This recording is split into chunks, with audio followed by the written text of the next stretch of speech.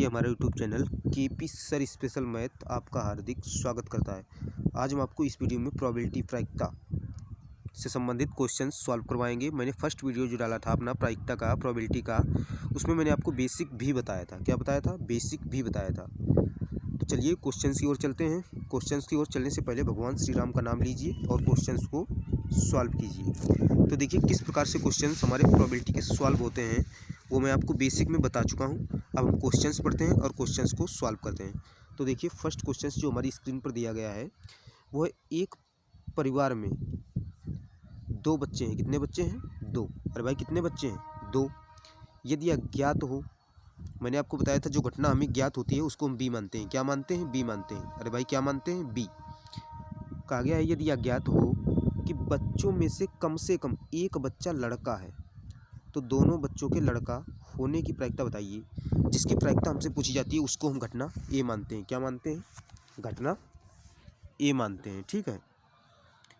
तो क्वेश्चन हमारा देखिए एनसीईआरटी का है, तो क्वेश्चन तो इम्पोर्टेंट है ही फॉर यूपी बोर्ड क्लास 12 के लिए। तो देखिए इसको हम कैसे सॉल्व करते हैं। सबसे पहले हम इसकी प्रदर्श समष्टि एस निकाल लेते हैं। हमसे कहा गया एक परिवार में दो बच्चे हैं। कितने बच्चे हैं? दो।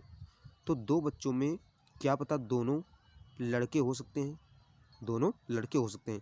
लड़के को हम यहाँ पर बी से निरूपित करते हैं, बी से डिनोट करते हैं। ठीक है। यानी कि बी कॉमा बी भी हो सकते हैं, दोनों लड़के हो सकते हैं। अन्यथा एक लड़का और एक लड़की हो सकती है। क्या हो सकती है? एक लड़का हो सकता है, एक लड़की हो सकती है। लड़की को हमने जी से कर लिया है, गर्ल। ठीक है। हो सकता है पहला जो बड़ा बच्चा हो वो लड़की हो और छोटा बच्चा लड़का हो।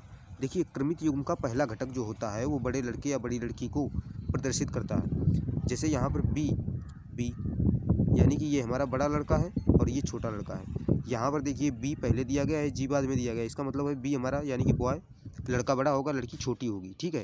यही यहाँ पर गर्ल बड़ी दिखाई गई है क्योंकि गर्ल बड़ी हो सकती है, लड़की बड़ी हो सकती है, लड़का छोटा हो सकता है। एक क्रमिक युग्म हमारा और बनेगा। कौन सा बनेगा बताइए? दोनों लड़कियां हो सकती हैं। कौन? दोनों लड़कियां हो सकती हैं। क्या पता वो दोनों लड़कियां हो। तो हमारे एक परिवार में दो बच्चे की जो प्रदर्श समष्टि है वो हमारी ये हो गई।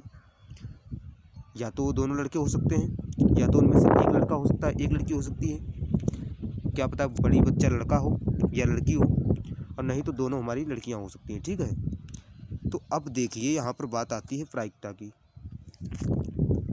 तो सबसे पहले अब घटना के बारे में हम सोचते हैं। हमने आपको बताया था घटना हम बी उसको मानेंगे जो घटना हमको ज्ञात हो। तो हमको ज्ञात क्या है? देखिए यदि अज्ञात हो कि बच्चों में से कम एक बच्चा लड़का है। कम से कम एक का मतलब है एक से कम नहीं, एक या एक से अधिक।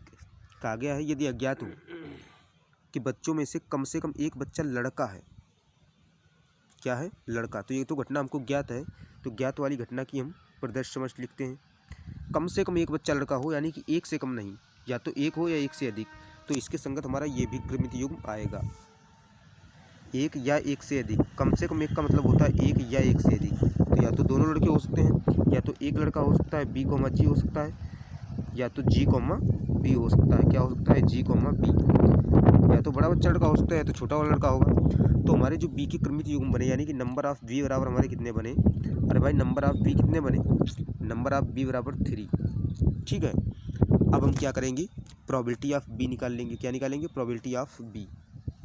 प्रोबेबिलिटी ऑफ बी बराबर हमारी जो आएगी वो आ जाएगी, देखिए कम से कम एक बच्चा लड़का के हमारे अनुकूल परिणाम 3 आ गए। तो 3 हम ऊपर रखते हैं, जितने अनुकूल होते हैं वो ऊपर जाते हैं। कुल कितने हमारे संभव परिणाम है? 4।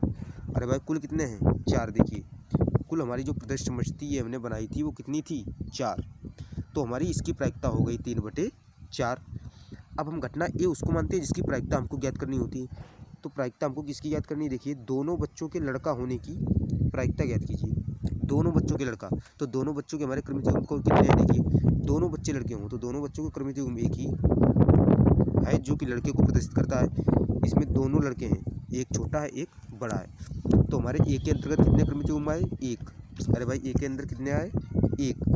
यानी कि ए के अंदर जो हमारे क्रमित युग्म आए वो आए सिर्फ और सिर्फ बी कॉमा बी। कितने आए? B comma B. तो नंबर ऑफ ए बराबर हमारा कितना हो गया? 1। कितना हुआ? 1। और प्रोबेबिलिटी ऑफ ए बराबर अनुकूल वाले हमने बताया ऊपर, तो ऊपर 1 रहेगा क्योंकि एक ही तो हमारा अनुकूल परिणाम है। और कुल कितने हैं 4, तो इसकी प्रायिकता 1/4 हो गई। ठीक है, अब हम निकालेंगे probability of A intersection B. तो पहले ए इंटरसेक्शन बी के अंतर्गत क्रमित युग्म कितने आएंगे वो हम देख लेते हैं। देखिए ए इंटरसेक्शन बी का मतलब है जो क्रमित युग्म हमारा ए में भी हो और बी में भी हो। तो ए में हमारा क्रमित युग्म देखिए कौन सा है, ए में हमको बी कॉमा बी दिया गया है। अब देखिए ए है तो ए का इसमें आएगा। अब देखिए क्या बी में भी है ये, अगर बी में नहीं होगा तो यहाँ पर 0 हो जाएंगे, अगर बी में होगा तो हमारा ये यहाँ पे लिखा जाएगा। देखिए क्या बी में दिया गया है, देखिए बी ये हमारा था, बी में हमारा क्रमित युग्म बी कॉमा बी दिया गया है। इसका मतलब ए इंटरसेक्शन बी के अंतर्गत हमारा यही एक आएगा, यानी कि बी कॉमा बी। तो इसका भी number of probability of A intersection B बराबर 1। कितने नंबर है हमारे ए इंटरसेक्शन बी के 1, तो probability of A intersection B बराबर कितनी हो गई 1/4। ठीक है, अब हमको निकालनी है प्रायिकता। किसकी प्रायिकता निकालनी गई है,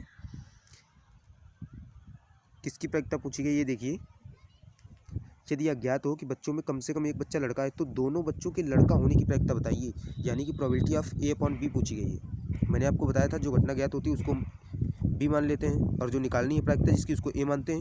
उसके बाद हम probability of A upon B निकालते हैं, तब जाकर हमारी प्रायिकता निकल पाती है। क्या होती है, तब जाकर हमारी प्रायिकता निकल पाती है। तो चलिए हम probability of A upon B निकालते हैं। क्या निकालते हैं, probability of A upon B. इसके बारे में मैंने आपको बताया था, यही हमको ज्ञात करना है। तो देखिए यहाँ पर probability of A upon B का मतलब है ए की प्रायिकता ज्ञात कीजिए जब भी ज्ञात हो।